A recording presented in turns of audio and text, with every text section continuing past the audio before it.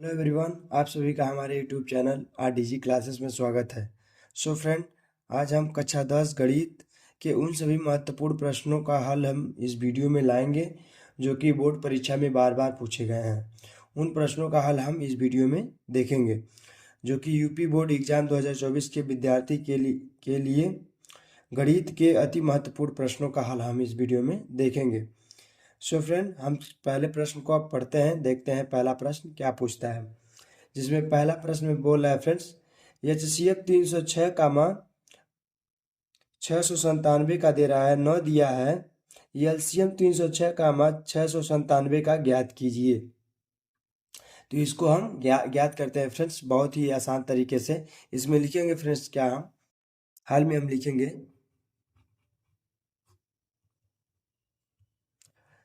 हम जानते हैं कि जो होता है फ्रेंड्स आपका HCF, दो संख्याओं का HCF जो होता है वो गुणनफल होता है हमारा LCM उन्हीं संख्याओं का, ये जो बराबर होता है उन संख्याओं के गुणनफल के। ठीक है फ्रेंड्स, तो ये होता है हमारा फार्मूला, इसे आप याद रखिएगा। यदि आप इसको याद रखते हैं फ्रेंड्स तो आप इससे जुड़े सभी महत्वपूर्ण प्रश्नों को आप परीक्षा में बहुत ही आसानी से हल कर सकते हैं। जैसे कि यहाँ पर जो प्रश्न पूछा गया था उसमें HCF का मान दे दिया था और LCM का हमसे मान पूछ रहा था। तो हो सकता था फ्रेंड आपको HCF ना देकर हमको LCM का मान दे दिया था और हमसे HCF पूछ लेता, या हो सकता था हमें HCF भी दे देता, LCM भी दे देता और इन दो संख्याओं में से किसी एक संख्या का हमसे मान पूछ लेता। तो इस तरह के प्रश्न आपसे आपके बोर्ड परीक्षा में बन सकते हैं। सो आप इस फार्मूले को याद रखिएगा। यदि ये आपको फार्मूला याद है तो इस तरह के प्रश्न आएंगे आपकी परीक्षा में तो आप इजीली सॉल्व कर पाएंगे। सो फ्रेंड, हम इस प्रश्न को हल करते हैं। सो चलिए इसको हम देखते हैं।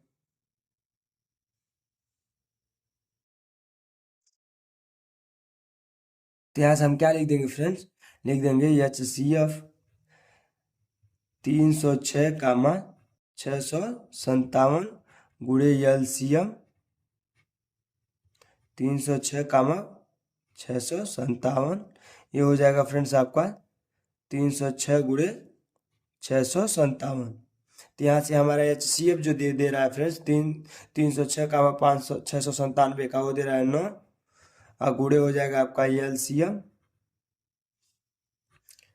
306 कामा 657। ये हो जाएगा फ्रेंड्स, इसका हम गुणा कर लेते हैं किनारे कहीं। ये हो जाएगा फ्रेंड्स आपका 306 गुणे 657। तो यहाँ से गुणा कर लेते हैं फ्रेंड्स। ये हो जाएगा 7 6 का 42, 42 को हो जाएगा 2 और 7 0 0 और प्लस 4 हो जाएगा, तो 4 हो गया। और ये हो गया 7 3 का 21। ये हो जाएगा 5 6 का 30, तो इसको लिख देंगे हम 30। अब 5 0 0 हो जाएगा तो 3 1 0 हो जाएगा, 3 हो जाएगा। अब 5 3 का 15। ये हो जाएगा 6 6 का 36। ये हो जाएगा 6 3 का 18। इसको हम जोड़ लेते हैं। ये हो जाएगा 2, ये हो जाएगा 4, ये हो जाएगा 6 3 9, 9 1 10, 10 को 0 हो जाएगा। ये हो जाएगा 5 3 8, 8 2 10, 1 11, 11 को 1 हो जाएगा। 8 1 9 1 10 हो जाएगा, 8 1 9 1 10 हो जाएगा और 1 1 2 हो जाएगा। सो फ्रेंड, इसका जो मान हो जाएगा गुणा वाला का वो हो जाएगा 20 10 42। यहाँ से हम LCM का मान पता कर लेंगे। ये LCM जो हो जाएगा 306 कामा 697 का वो हो जाएगा आपका 20 10 42 बटे 9। अब हम 9 से इसको काट देंगे तो हमारा LCM का मान निकल जाएगा। तो यहाँ से LCM बराबर हो जाएगा फ्रेंड्स 306 कामा 697 का 657 का वो हो जाएगा आपका। इसको हम 9 से भाग देते हैं तो ये जाएगा 9 के 9 दूना 18, 18 बच गया हमारा 2 21 हो जाएगा। 9 9 के 9 दूना 18, 18 हो गया। अब ये 3 बच गया क्योंकि 21 था, तो 18 3 21 हो गया, तो ये 3 हो गया। 18 3 21 3 हो गया, 30 हो गया। अब नौ त्रिका 27 हो जाएगा, 27। अब ये हो गया कितना, 9 त्रिका 27, 30 हो गया। तो 27 30 में से अगर हमारा 27 जाएगा तो हो जाएगा 30, और 7 34 हो गया। तो अब फिर 9 त्रिका 27 बार में भेजेंगे, तो 9 त्रिका 27 हो गया। और 27 और फिर कितना हो गया, 34 था। तो अब 34 हो जाएगा फ्रेंड्स। तो 34 में से अगर 27 घटा देंगे तो ये बचेगा आपका 7, अर्थात हो गया 42। तो अब 9 बार में जाएगा फ्रेंड्स, 8 9 8 72, ये जाएगा आपका 8 बार में। ये हो गया फ्रेंड्स हमारा आंसर, अर्थात हमने एलसीएम का मान ज्ञात कर लिया। अब हम चलते हैं अपने अगले प्रश्न की तरफ, जो कि अति महत्वपूर्ण, उसको हम पढ़ते हैं। इसमें कह रहा है निम्नलिखित संख्या में परिमेय संख्या है। तो परिमेय संख्या इसमें कौन है फ्रेंड्स, तो वो हो जाएगा फ्रेंड्स आपका √9, जो कि एक पूर्ण वर्ग संख्या है। अगर अंडर रूट के अंदर अगर अभाज्य संख्या आएगा फ्रेंड्स, तो वो आपका हो जाएगा अपरिमेय संख्या। कुछ हमने नीचे इंपॉर्टेंट महत्वपूर्ण तथ्य लिखे हैं, उसको आप देख लीजिए। इसमें कह रहा है इस अध्याय में, अर्थात वास्तविक संख्या जो आपका है अध्याय, इस अध्याय में जिक्र करना हमें हमें यह सिद्ध करेंगे कि √2, √3, √5 तथा व्यापक रूप में √p अपरिमेय संख्या है, जहाँ p एक अभाज्य संख्या है। अगर अंडर रूट के अंदर अगर कोई संख्या रहे और वो भी अभाज्य संख्या रहे, तो वो हमारा जो होगा अपरिमेय संख्या होगा। अपरिमेय संख्या किसे कहते हैं, वह संख्या जिसे p/q के रूप में लिख सकते हैं, जहाँ p is not equal to 0। ऐसी संख्याओं को हम परिमेय संख्या कहते हैं। और अपरिमेय संख्या हमने अब जिक्र में किया ही हुआ है, जिसे p/q के रूप में नहीं लिख सकते, उसे अपरिमेय संख्या कहते हैं। अपरिमेय संख्याओं के कुछ उदाहरण जिनसे आप परिचित हैं निम्नलिखित है। आप यहाँ से याद रखिएगा फ्रेंड्स कि √2, √3, √15। आप तो कहेंगे फ्रेंड्स कि 15 जो है अभाज्य संख्या नहीं है, ये हमारा 5 से कटता है। तो फ्रेंड्स अभाज्य तो नहीं है, लेकिन यह अपरिमेय संख्या है, क्योंकि दो अपरिमेय संख्याओं का गुणनफल जो होता है वो भी अपरिमेय संख्या होता है। अर्थात ये √3 और √5 का गुणनफल है, जो कि √15 आ रहा है। तो दो अपरिमेय संख्याओं का गुणनफल से हमारा √15 मिला है। यहाँ पर ध्यान दीजिएगा फ्रेंड्स, यहाँ पर पाई भी दिया हुआ है। आपको ध्यान रखना है कि पाई भी आपके प्रश्न में पूछ सकता था कि निम्नलिखित में से अपरिमेय संख्या कौन है। अगर उसमें आप पाई दे दिया होता तो ध्यान में रखिएगा फ्रेंड्स, पाई भी आपका एक अपरिमेय संख्या है। अब कुछ और भी उदाहरण दिए गए हैं, इसको भी आप ध्यान में रखिएगा, हो सके तो नोट भी कर लीजिएगा। सो फ्रेंड्स हम चलते हैं अपने अगले प्रश्न की तरफ। अब हम अपने तीसरे प्रश्न को देख लेते हैं, पढ़ते हैं क्या कह रहा है इसमें।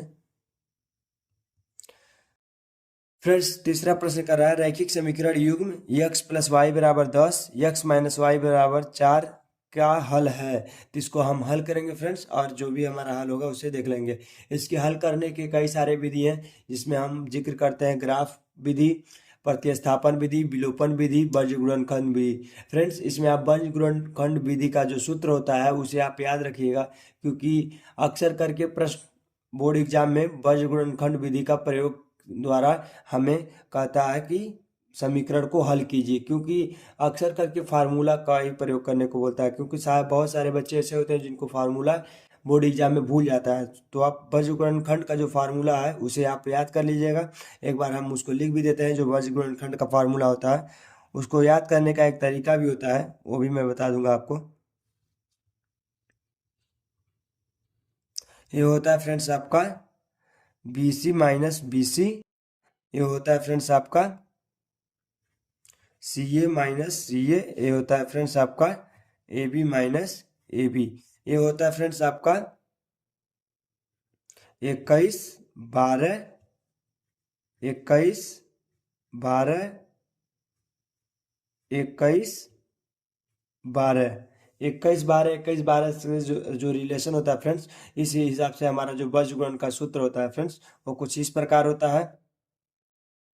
अब हम इसको क्या करेंगे फ्रेंड्स, विलोपन विधि से इसको हम हल करेंगे। इसको आप जैसे हम हल करेंगे, इसको आप देख भी लीजिएगा कि आप किस तरह हल करें। तो विलोपन विधि से जो हल हो जाएगा वो देखिए किस तरह हो जाएगा। हम लिखेंगे लिखेंगे दिया है, दिया। हल में लिखेंगे क्या, दिया है क्या दिया है फ्रेंड्स? वो दिया है x प्लस वाई बराबर 10, x प्लस वाई बराबर 10 फर्स्ट समीकरण, और दे रहा फ्रेंड्स x माइनस वाई बराबर 4 सेकेंड समीकरण। लिखेंगे समीकरण 1 और समीकरण 2 को जोड़ने पर। समीकरण 1 और 2 को जोड़ने पर, समीकरण 1 और 2 को जोड़ने पर, तो इसको जोड़ देंगे तो जो y का टर्म है माइनस में है और बराबर है तो ये कट जाएगा, अर्थात ये विलुप्त हो जाएगा। तो यहाँ से हो जाएगा फ्रेंड्स x प्लस वाई बराबर 10, x माइनस वाई बराबर 4। यहाँ से देख लीजिए फ्रेंड्स क्या हो जाएगा, यहाँ से ये कट जाएगा, इसको जोड़ देंगे तो ये हो जाएगा 2x बराबर हो जाएगा फ्रेंड्स आपका 14, अर्थात x बराबर यहाँ से जो हो जाएगा फ्रेंड्स हो जाएगा हमारे साथ, अर्थात x का मान 7 मिल गया। अब यहाँ पर हम लिख सकते हैं x बराबर 7 समीकरण 1 में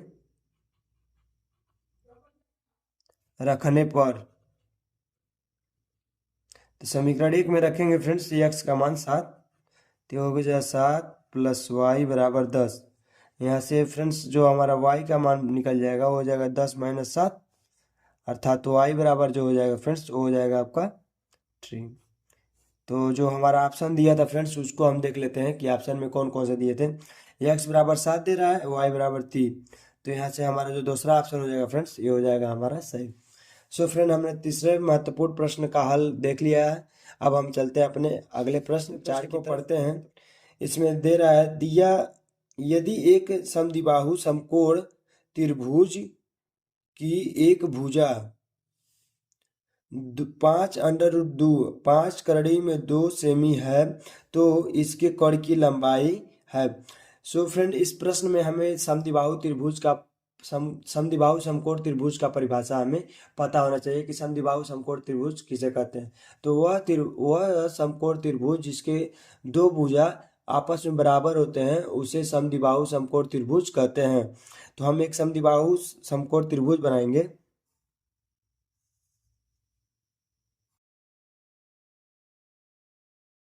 जिसमें ये भुजा और ये भुजा बराबर होगी। तो एक भुजा जो दे रहा है फ्रेंड्स वो दे रहा है 5√2, जबकि ये भुजा इस भुजा के बराबर होगा। वो क्यों बराबर होगा? क्योंकि जो हमारा प्रश्न दे रहा है उसमें समद्विबाहु समकोण त्रिभुज का जिक्र किया हुआ है। तो समद्विबाहु जो त्रिभुज होते हैं उनके दो भुजा आपस में बराबर होते हैं, तो ये 5√2 हो जाएगा। तो ये हो जाएगा आपका 5√2, और हमसे कर्ण पूछ रहा है तो हम यहाँ से पाइथागोरस प्रमेय का प्रयोग करके हम यहाँ का कर्ण का मान निकाल लेंगे। तो हम लिखेंगे फ्रेंड्स हल में हम जानते हैं कि हम जानते हैं कि क्या जानते हैं फ्रेंड्स? पाइथागोरस प्रमेय। क्या जानते हैं? पाइथागोरस प्रमेय। पाइथागोरस प्रमेय के प्रयोग से, पाइथागोरस प्रमेय के प्रयोग से हम क्या लिखेंगे फ्रेंड्स? कर्ण का वर्ग बराबर लंब का वर्ग प्लस आधार का वर्ग। तो यहाँ से फ्रेंड्स आपका लंब जो दे रहा है वो दे रहा है आपका 5√2 का होल स्क्वायर प्लस 5√2 का होल स्क्वायर, ये आपका कर्ण का वर्ग दे रहा है। तो यहाँ से जो हो जाएगा फ्रेंड्स ये हो जाएगा आपका कितना? 5 × 5 = 25 और 25 दूना 50, क्योंकि √2 का जब वर्ग करेंगे तो √ हट जाएगा, 2 डायरेक्ट बाहर आ जाएगा। अर्थात यह कहें कि करड़ी का जब हम वर्ग करते हैं तो करड़ी के अंदर जो संख्या होता है वो डायरेक्ट बाहर आ जाता है और करड़ी खत्म हो जाता है। तो ये हो जाएगा 5 का वर्ग 25 और करड़ी हट जाएगा, 2 बाहर आ जाएगा, तो 25 दूना 50 हो गया। इस हिसाब से ये भी 50 हो जाएगा k का वर्ग, अर्थात यहाँ से 50 50 100 हो जाएगा। और इसको हम k बराबर लिखेंगे तो ये हो जाएगा √100, और √100 को हम लिख सकते हैं 10 × 10। आज कढ़ाई के अंदर अगर कोई संख्या 2 बार गुणा में हो तो उसे हम बाहर लिख देते हैं, तो हो जाएगा 10 सेंटीमीटर। तो यहाँ से हमारा कर्व जो बराबर मिल गया फ्रेंड्स हो जाएगा 10 सेंटीमीटर, अर्थात ऑप्शन में 10A दे रहा है, तो यहाँ से हमारा जो ये हो जाएगा ये 10 सेंटीमीटर। तो हमारा जो पांचवा प्रश्न बोल रहा है फ्रेंड्स वो करा है, यदि संख्याओं 7, 8, यक्स 11, 14 का माध्य यक्स है तो यक्स का मान ज्ञात कीजिए। तो हम लिखेंगे फ्रेंड्स यहाँ से हल में हम जानते हैं कि जो समांतर माध्य होता है, समांतर, एक फ्रेंड्स और बात बता दूं, यहाँ पर माध्य कहे या समांतर माध्य कहे बात दोनों बराबर है, इसको ध्यान में रखिएगा। तो ये होता है कुल संख्याओं का योग, कुल संख्याओं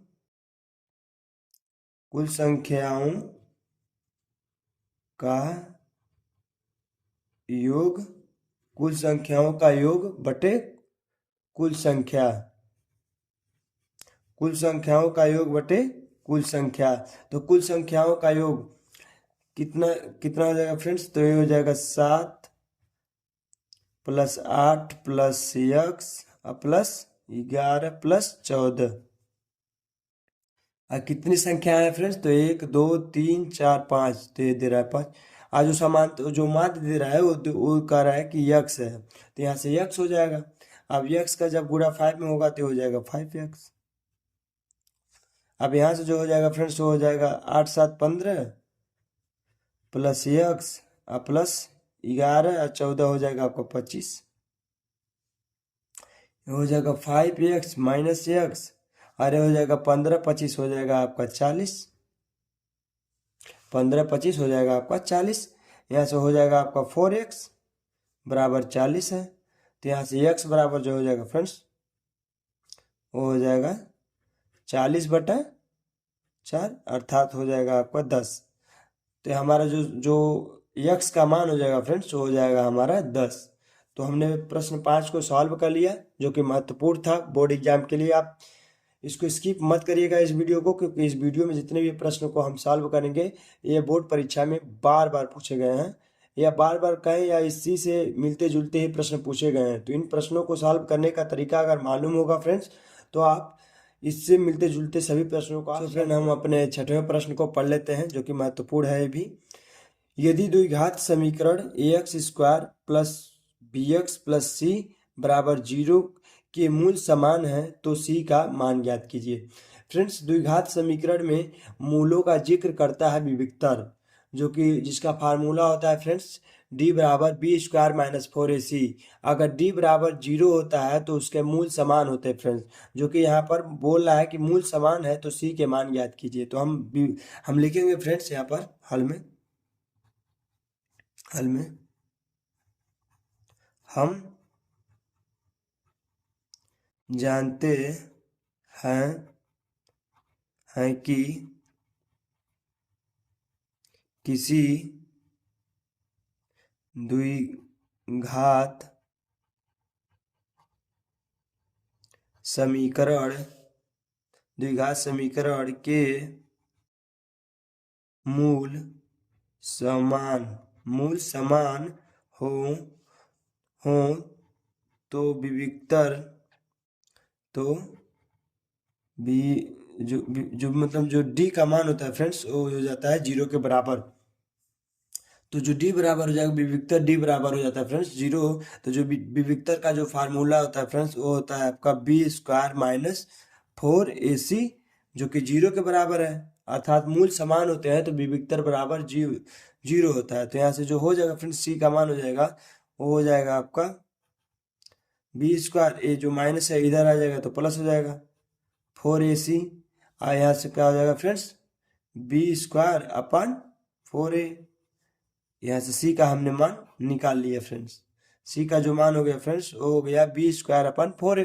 तो किसी ऑप्शन में दिया हुआ है b² / 4a, तो ऑप्शन डी में दे रहा है फ्रेंड्स b² / 4a। तो विविक्तर जो बताता है फ्रेंड्स वो मूलों का अस्तित्व ही बताता है कि मूल समान है कि काल्पनिक है कि वास्तविक है। प्रश्न 10वें में देख लेते हैं, प्रश्न 7वां को देख लेते हैं।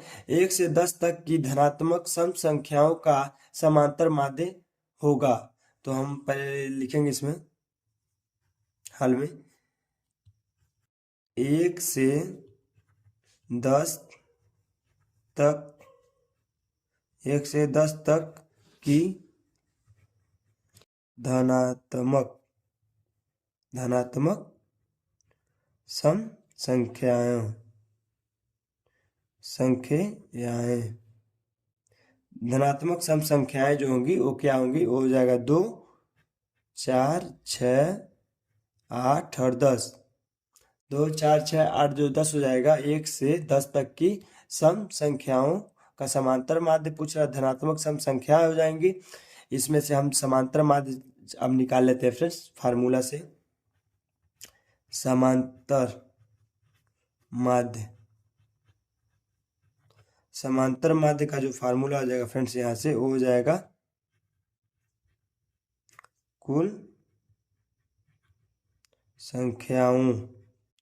कुल संख्याओं का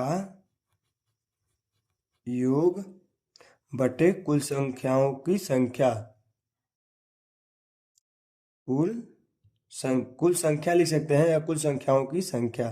कुल संख्या लिख देते हैं, कुल संख्या या संख्याएं जो भी लिखें। तो यहाँ पर जो हो जाएगा कुल संख्याओं का योग हो जाएगा फ्रेंड्स, हो जाएगा 2 + 4 + 6 + 8 + 10। अब बटा हो जाएगा आपका कितने संख्या है, तो 1, 2, 3, 4, 5, तो हो जाएगा आपका 5। यहाँ से हो जाएगा फ्रेंड्स 4, 2, 6, 6, 6, 12, 12, 8, 20, 20, 10, 30 आए हो जाएगा फ्रेंड्स आपका 5। यहाँ से हो जाएगा फ्रेंड्स हमारा 5, 6 का 30 अर्थात 6 जो हो जाएगा फ्रेंड्स हमारा आंसर होगा। तो जो आप क्वेश्चन 7 था उसमें जो ऑप्शन डी हो जाएगा वो हमारा। प्रश्न 8 को पढ़ लेते हैं, जिसमें संख्या 156 का अभाज्य गुणनखंड होगा। तो क्या हम तीनों जो भी संख्या दी हैं उसका हम गुणा करके देखें क्या हमारा 156 आ जा रहा है। तो पहला जो दे रहा है ऑप्शन, उसमें दे रहा है 2 × 3 × 13, तो कितना हो जाएगा फ्रेंड्स, 2 × 6, 6 × 3 = 18, जो कि लास्ट संख्या 8 होगा। तो क्या 156 में जो लास्ट संख्या है वो 8 है? तो फ्रेंड्स जवाब है नहीं, क्योंकि लास्ट संख्या 6 होती है 156 की। ऑप्शन बी में देखते हैं फ्रेंड्स, ये दे रहा है 4 × 4 = 16, नहीं 2 के पावर दे रहा है तो 2 दूनी हो जाएगा 4 और 4 × 3 = 12। 12 को अगर हम 3 से गुणा करें तो 12 × 3 = 36, 36 को हो जाएगा 6। अब 12 करने 12, अब 12 × 3 = 15, जो कि 156 आ रहा है। तो हम और अपने नेक्स्ट ऑप्शन को देखते हैं क्या हमारा 156 आ रहा है। तो इसमें हो जाएगा 2 दूना 4, 4 × 3 = 12, 12 करने 12, अब 12 करने 12 को हो जाएगा 2। तो जो लास्ट ऑप्शन है, जो मतलब लास्ट डिजिट है वो 2 नहीं है, वो 6 है। तो ये भी हमारा ऑप्शन गलत हो जाएगा। अब यहाँ पर देख लेते हैं, 3 × 3 = 9 हो जाएगा, 9 के 9 दूना 18 हो जाएगा। 18 × 3 = 54 होता है फ्रेंड्स, लेकिन हमारा जो लास्ट डिजिट है वो 6 है। इससे यहाँ से हमें पता चलता है जो हमारा ऑप्शन बी है वो राइट आंसर है। अभाज्य गुणनखंड होगा वो हमारा हो जाएगा 2 के पावर 2 × 3 × 12 जो होगा हमारा 156 का अभाज्य गुणनखंड हो जाएगा। अब हम चलते हैं अपने अगले प्रश्न को देख लेते हैं, 9वें प्रश्न को। यदि एक वर्गीकृत आंकड़े का माध्य और बहुलक क्रमशः 24 और 12 हैं तो इसका माध्यक है। फ्रेंड्स ये प्रश्न बहुत ही महत्वपूर्ण है, यहाँ तक कि आपके बोर्ड एग्जाम से अगर हटके भी अगर हम इसको देखें प्रश्न को, तो ये आपके पॉलिटेक्निक एग्जाम में भी पूछा जाता है। अगर आपको इस प्रश्न को अगर आप सॉल्व करने का तरीका सीख जाएंगे फ्रेंड्स, तो आप किसी भी एग्जाम एंट्रेंस में अगर बैठेंगे तो वहाँ पर आप इजीली इस क्वेश्चन को सॉल्व कर लेंगे। तो इस प्रश्न को सॉल्व करने से पहले हम एक फार्मूला बताएंगे जो कि आपको याद होना चाहिए फ्रेंड्स। वो फार्मूला होता है फ्रेंड्स, हम जानते हैं, लिखेंगे हल में। हम जानते हैं कि बहुलक का फार्मूला होता है फ्रेंड्स, बहुलक बराबर होता है फ्रेंड्स आपका 3 × माध्यक - 2 × समांतर माध्य। जो होता है फ्रेंड्स, ये होता है हमारा फार्मूला। इसको आप दिमाग में रखिएगा। अगर आप इसको दिमाग में रख गए फ्रेंड्स, तो आप ढेर सारे प्रश्नों को आप इजीली सॉल्व कर पाएंगे इससे जुड़े हुए। जरूरी नहीं है कि आपको माध्य और बहुलक ही दे, हो सकता है आपको माध्यक दे दे, बहुलक दे दे, समांतर माध्य पूछ ले। इसमें से इससे जुड़े हुए उल्टा सीधा मतलब ऑप्शन देकर कुछ भी पूछ सकता है फ्रेंड्स। तो आप इस फार्मूले को याद रखिएगा, आप इससे जुड़े सभी प्रश्नों को आप हल कर लेंगे इजीली। तो यहाँ पर जो दे रहा है बहुलक दे रहा है फ्रेंड्स, कितना दे रहा है, माध्य और बहुलक दे रहा है, और माध्यक हमसे पूछ रहा है। तो बहुलक जो हो जाएगा यहाँ से माध्य और बहुलक क्रमशः इतना इतना है, तो माध्य जो हो जाएगा 24 हो जाएगा, बहुलक हो जाएगा 12। तो 12 बराबर हो जाएगा 3 गुणे माध्यक, और माध्यक हमसे पूछ रहा है माध्यक माइनस 2 गुणे समांतर माध्य। समांतर माध्य जो हो जाएगा फ्रेंड्स हो जाएगा हमारा 24। यहाँ से हो जाएगा 24, अरे हो जाएगा आपका 12, अरे हो जाएगा आपका 3 गुणे माध्यक, ये हो जाएगा 24 दूना 48, 24 दूना 48। तो अब 48 जो है माइनस में है, इधर आएगा प्लस में हो जाएगा। तो 48 अब 12 हो जाएगा आपको यहाँ पर 12 प्लस 48 गुणे 3 गुणे माध्यक, 3 गुणे माध्यक। तो यहाँ से हो जाएगा फ्रेंड्स, अगर इस प्रश्न को यहाँ पर देखें तो यहाँ हो जाएगा आपको, अगर 3 को अगर इससे भाग देते तो यहाँ से हो जाएगा आपका माध्यक, माध्यक बराबर हो जाएगा, तो ये 48 प्लस 12 हो जाएगा आपका 60, प्लस भाग किसे देना है हमें 3 से, तो हमारा जो माध्यक हो जाएगा वो हो जाएगा फ्रेंड्स आपका 3 दूना 6, अर्थात 20 जो होगा हमारा आंसर हो जाएगा, जो कि ऑप्शन बी जो है हमारा राइट आंसर है। सो फ्रेंड, हम चलते हैं अपने अगले प्रश्न की तरफ, 10वें को देख लेते हैं क्या कहता है। इसमें कह रहा है फ्रेंड्स हमें, यदि रैखिक समीकरण युग्म 2x प्लस 3y बराबर 5, 4x प्लस के वाई इक्व टू 10 के अपरिमित रूप से अनेक हल हैं, तो के का मान है। अपर फ्रेंड्स, इसमें क्या है, अपरिमित रूप से अनेक हल है, या और भी कुछ कह सकते हैं। अगर ऐसा कहे तो उसको भी देख लीजिएगा। फिलहाल जो प्रश्न में कह रहा है मैं उसको सॉल्व कर देता हूँ। प्रश्न में कह रहा है अपरिमित रूप से अनेक हल है, तो हम लिखेंगे किसी रैखिक समीकरण युग्म जो होता है फ्रेंड्स, वो देता है आपको किसी रैखिक समीकरण युग्म, वो देता है a1x plus b1y equal to c1, और दूसरा जो देता है फ्रेंड्स वो देता है a2x plus b2y equal to c2। तो अगर कहे अपरिमित रूप से अनेक हल हैं तो उसको लिखते हैं हम a1 अपान a2 बराबर b1 upon b2 equal to c1 upon c2।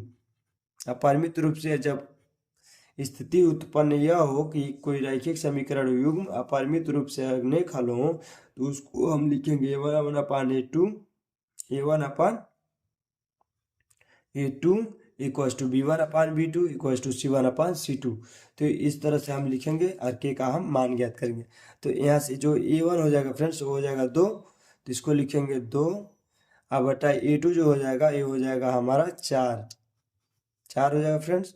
अब b1 जो दे रहा है फ्रेंड्स वो दे रहा है 3, और यहाँ से b2 जो हो जाएगा वो हो जाएगा आपके, और फिर देखिए फ्रेंड्स c1 जो हो जा रहा है वो हो जा रहा है आपका 10, और फिर c2 जो हो जा रहा है फ्रेंड्स आपका वो c1 जो हो जा रहा है आपका 5 हो जा रहा है,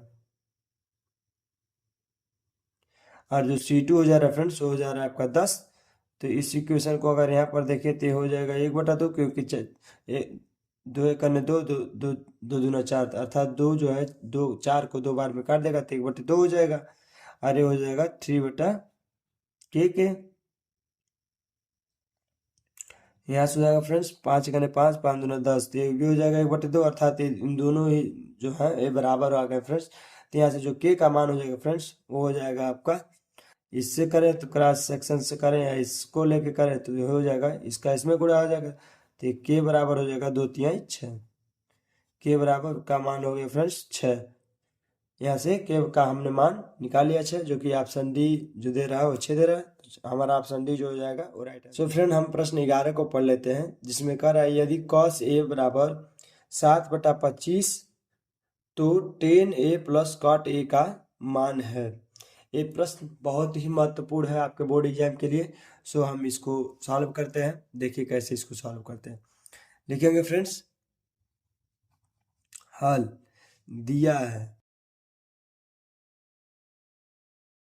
क्या दिया हुआ फ्रेंड्स, cos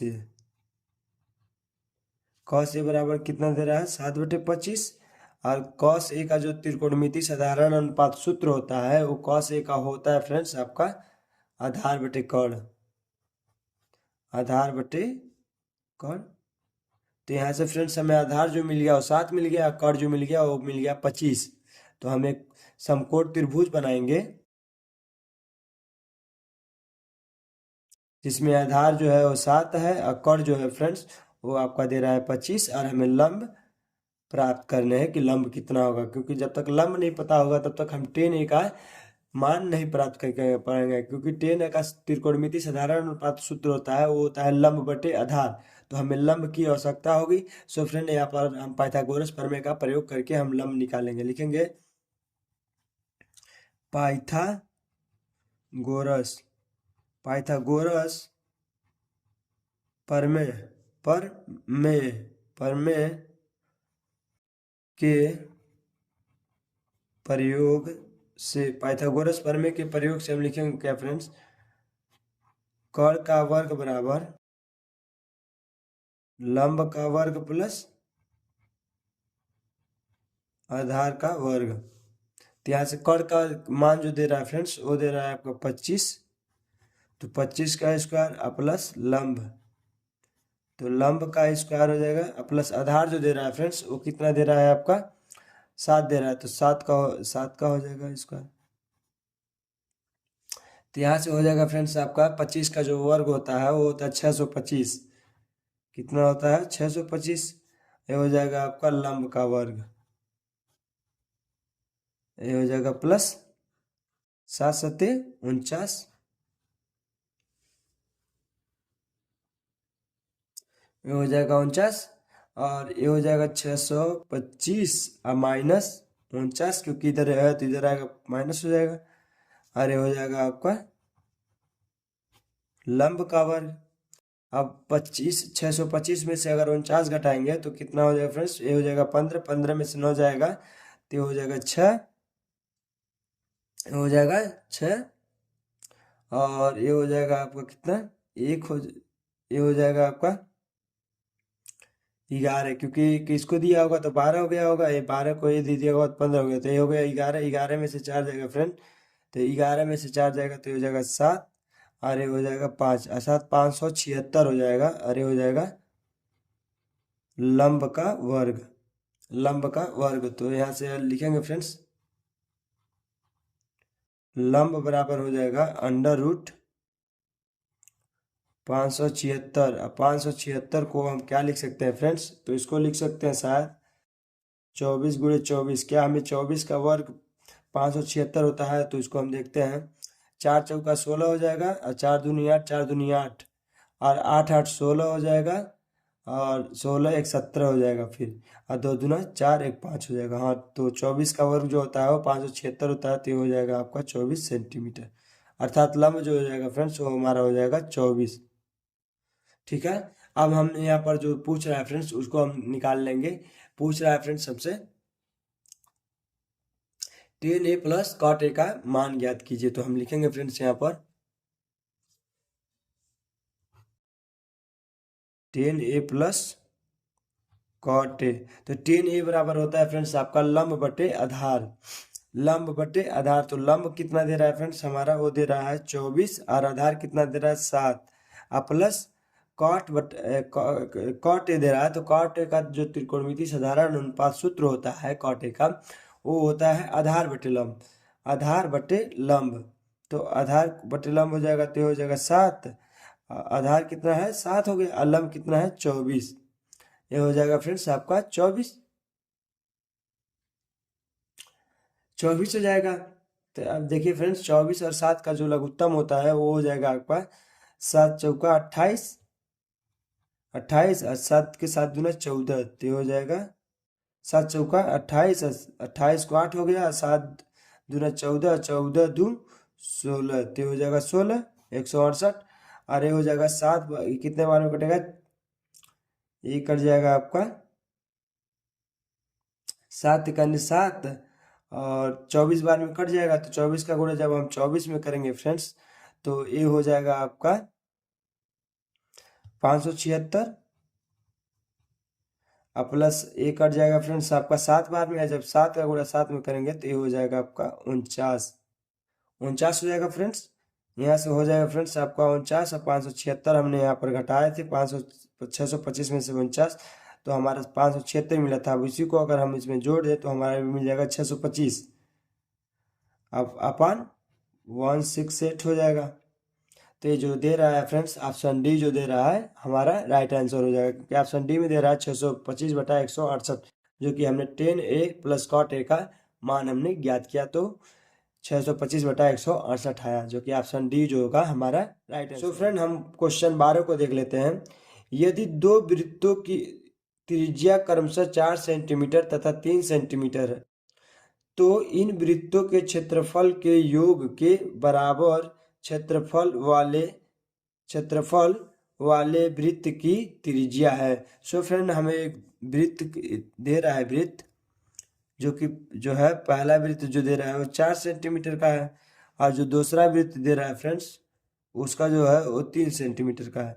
तो जो इससे का जो इन दोनों का क्षेत्रफल का जो योग है वो बड़े क्षेत्रफल का है, और उसका जो त्रिज्या है वो पूछ रहा है हमसे इन दोनों के क्षेत्रफलों का जो योग है वो बड़े क्षेत्रफल के त्रिज्या का मान हमसे पूछ रहा है फ्रेंड्स। तो जो ये हो जाएगा हमारा वृत्त का जो क्षेत्रफल होता है फ्रेंड्स, तो होता है आपका पाई आर स्क्वायर, तो हो जाएगा पाई, और यहाँ से हो जाएगा फ्रेंड्स आपका, और जो त्रिज्या दे रहा है वो तो आर दे रहा है, तो पाई आर जो होगा ये हो जाएगा फ्रेंड्स, और यहाँ से हो जाएगा फ्रेंड्स आपका पाई, और ये हो जाएगा 3 का स्क्वायर, ये हो जाएगा पाई, और यहाँ से हो जाएगा कैपिटल आर का स्क्वायर, क्योंकि बड़े मान लेंगे हम कि बड़े जो क्षेत्रफल है जो योग का बराबर है, इन वृत्तों के क्षेत्रफल के योग के बराबर क्षेत्रफल वाले वृत्त की त्रिज्या, मतलब जो इन दोनों के योग के क्षेत्रफल को जो बराबर है उनकी त्रिज्या मान लेंगे कैपिटल आर हो जाएगा। तो यहाँ से फ्रेंड्स अब क्या करेंगे, पाई कॉमन ले लेंगे, 4 का वर्ग प्लस 3 का वर्ग बराबर हो जाएगा आपका पाई आर स्क्वायर।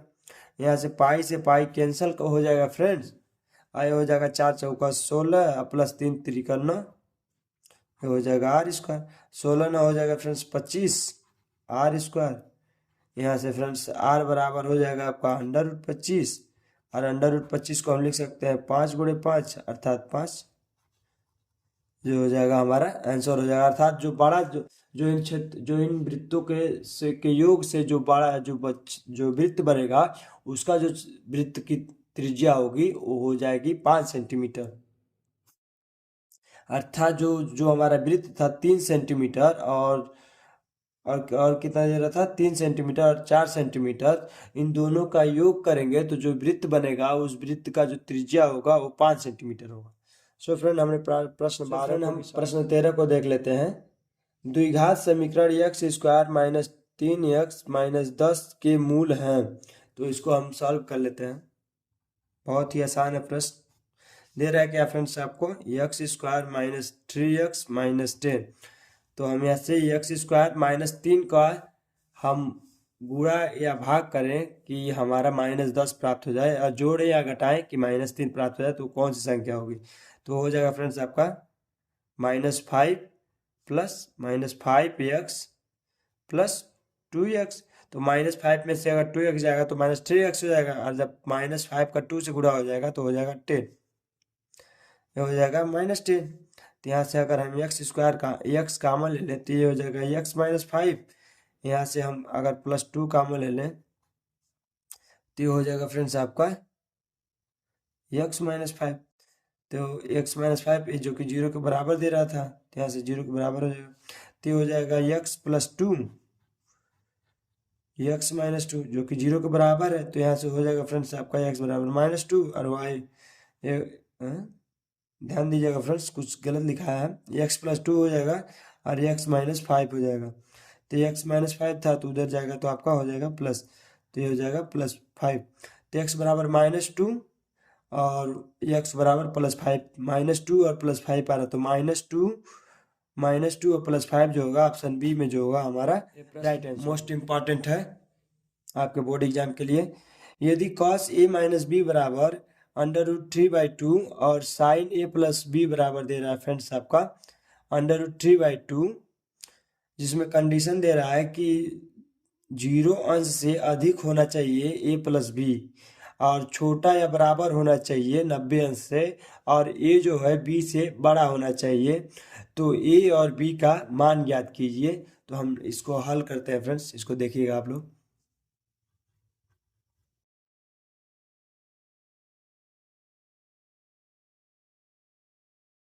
दिया है क्या फ्रेंड्स आपका, cos a माइनस बी बराबर √3/2 और दे रहा है फ्रेंड्स आपका sin a प्लस बी बराबर √3/2।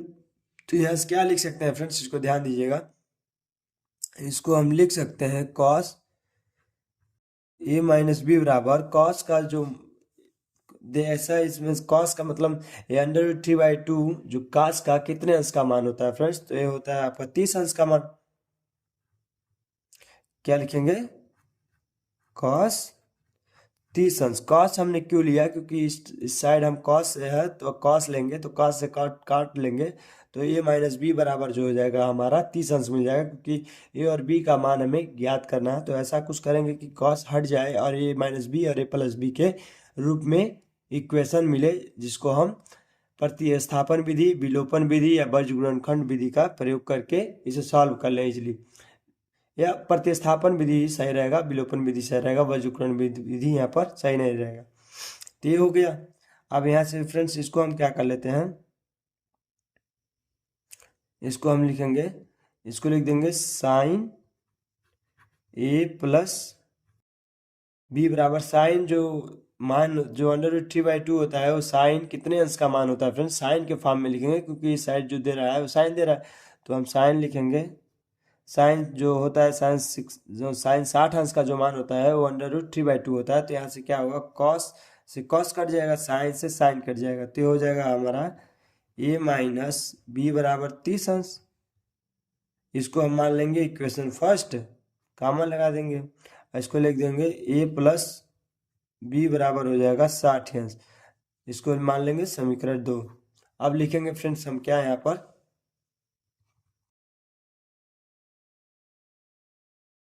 समीकरण 1 और 2 को जोड़ने, समीकरण 1 और 2 को जोड़ने पर तो हो जाएगा फ्रेंड्स आपका, समीकरण 1 और 2 जोड़ देंगे तो हो जाएगा आपका a माइनस बी बराबर 30 अंश, ये हो जाएगा आपका a प्लस बी बराबर 60 अंश। तो यहाँ से हमारा माइनस वाला टर्म कट जाएगा, दोनों को जोड़ लेंगे, क्योंकि एक प्लस है एक माइनस है तो कट जाएगा। ये हो जाएगा 2a बराबर आपका, ये हो जाएगा आपका 90 अंश। यहाँ से a बराबर जो हो जाएगा फ्रेंड्स वो हो जाएगा आपका 45 अंश। अब a बराबर 45 अंश समीकरण 1 में रखने पर, समीकरण 1 में रखने पर तो कुछ जो समीकरण a है हमारा वो कुछ a माइनस बी बराबर 30 अंश है, तो a बराबर कितना हो जाएगा 45 माइनस बी बराबर 30 अंश। तो हो जाएगा फ्रेंड्स आपका 45 माइनस 30 बराबर बी। इसको हमने इधर बुला दिया तो माइनस में चला गया है, उधर इसको इधर बुला दिया तो प्लस भी हो गया फ्रेंड्स। तो ये हो जाएगा 45 में से अगर 30 घटा देंगे तो हो जाएगा 15 बी। हमने दोनों का मान ज्ञात कर लिया फ्रेंड्स, एक आया 45 अंश, एक आया 15 अंश, जो कि कंडीशन भी सेटिस्फाई हो रहा है फ्रेंड्स। यहाँ पर कंडीशन क्या दे रहे थे फ्रेंड्स, कि जो हमारा 0 अंश से बड़ा होना चाहिए a प्लस बी, तो क्या 0 अंश से बड़ा नहीं है, क्योंकि 45 है प्लस 15 60 अंश हो जाएंगे, जो कि 0 अंश से बड़ा है। और इसमें कह रहा था कि छोटा या बराबर होना चाहिए 90 अंश से। तो a प्लस बी जो है 90 अंश से छोटा है, क्योंकि 45 या प्लस 15 हो जाएगा 60 अंश, जो कि 90 से छोटा है। बोल रहा था बराबर भी हो सकता है, बराबर भी हो सकता है, कोई दिक्कत नहीं होता।